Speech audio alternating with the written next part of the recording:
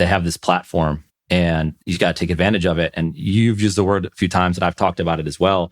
That's what it's all about, is opportunity. So you said it's an opportunity for the fans. It's an opportunity for the athletes. And that's right. I mean, that's what needs to be the focus. Well, what happens with that opportunity? What you do with it is going to make a difference. If it's whatever, it's just too much noise out there and it's the same thing everyone else is doing, well, it might not matter. But that opportunity exists, like you said, for the fans, but even more importantly, for the players, and not just the elite players, right? I've talked to athletes before, like, well, yeah, of course, LeBron and Kevin Durant, they can do anything they want. Well, if you put in the effort and you put in the time and you think a little bit differently about it, you can do these things as well. People want to hear from you. They want to hear these stories. They want to hear, that's what we talk about a lot, of course, right? They want to hear like, well, how did you get here? What do you think about? What do you do when you're not playing? How do you train? Kids are like paying attention to this. And we have Moali Haydapur. He comes on and he hosts a mini-series podcast with us. And he's talking to footballers around the world. And they talk about like, what do they eat on game day? What boots do they wear? What's their favorite drill in practice? Who are their idols when they were growing up? And at some point, someone might go, who cares about that? A lot of people care about that stuff. And the boots that they wear, it's like, that's everything. And talk about like influence in that world. My goodness, it's like LeBron James, you would think like would have the most followers on Instagram. It's not even close when you start getting out to the Messis and Ronaldos. It's outrageous is the numbers aren't even close. And so, but that exists. Even if you don't have a lot of followers, you do have a platform. You are going to be on ESPN. You are going to be on Fox and people are going to be paying attention to it.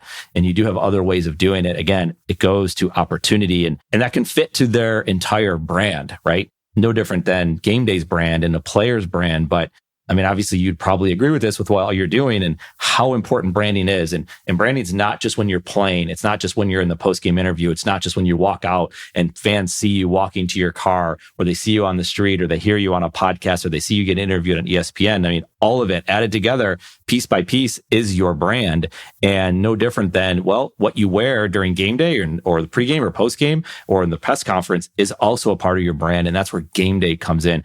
Do you talk to athletes about it? Do you explain like they obviously know brand's important, but it's just this word. I feel like sometimes it could just be thrown around. Like when I say the word branding and as it relates to game day, like what comes to mind for you? I think about branding obviously two ways. It's how do just simply sports fans understand that there's this great tool out there that they can start to understand and start following their favorite athletes and just learn more about what those athletes represent. On the other side, on the athlete front, to your point, the word that I like to use is authenticity. Your brand is your authentic voice, whether you're using your actual voice or not. It's who you are and really what you represent and how you want to be conveyed in the public eye.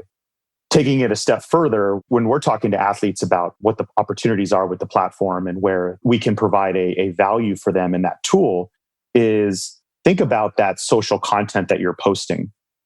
And you just happen to snap a picture. That's who you are. That's not an advertisement. That's just who you are. And we want to help. And we believe that we can provide that extra layer of awareness from that simple post that you have. It's not sponsored by. It's this is me and this is what I represent. It's you on the court. It's not an ad when LeBron is wearing his 17s on the court. They're obviously helping make him the arguably one of the greatest players in sports. He's not using that because it doesn't work. So that's an authentic impression that all of us fans have of him. And it happens throughout an athlete's life. And any time that they're in the public eye, they should be thinking about that component. Yeah. I mean, a lot of what you're talking about too, it's content in a unique way. And I think it's just so important. And what that content can be so many different things. Like content doesn't have to just be a blog or a podcast like I've talked about before. It's what is unique about you? What is your voice? And it's just that authenticity. It's, again, another word thrown around a lot. And just because someone says it doesn't mean they're being authentic, right? We all know that. But it does matter, right? And I think if they can be out there and do content in a unique way, that's why like someone like a Russell Westbrook, like people can get mad at him and he's so focused on his dress. He's just a unique individual and he's a lot of fun to watch and he plays at the max speed at all times. Like to me, it's like, I want to watch him. I tune in and if he's on, I'm going to watch at least for a little bit because there's something unique about that. And a lot of the other ones fall in line with everything else. But I would argue that he's maybe one of the most authentic athletes out there because not only does he do what he wants to do and doesn't care necessarily about what the critics say, especially on his brand, but he's consistent.